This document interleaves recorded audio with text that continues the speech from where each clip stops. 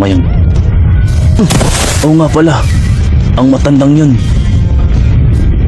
Ano na kayang nangyayari? Bakit ganito? Hindi maganda ang pakiramdam ko. Don Briggs.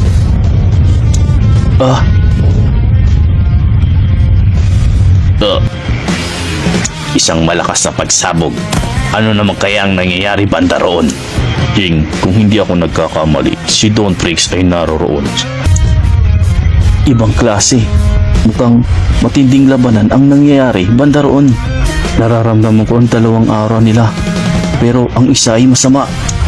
Ibig sabihin lang yan, merong kasama sila kuya na pumunta pa dito. Yun ay si Beyond Netero. Inutusan ako ni Jing na manmanan ko ang mga kilos nila.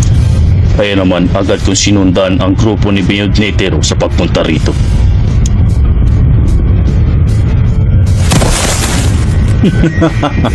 Sa palagay ko, sa pagkakataong ito ay dakuhanan ni Master Beyond Netero ang ninanais niyang kapangyarihan mula kay Don Briggs.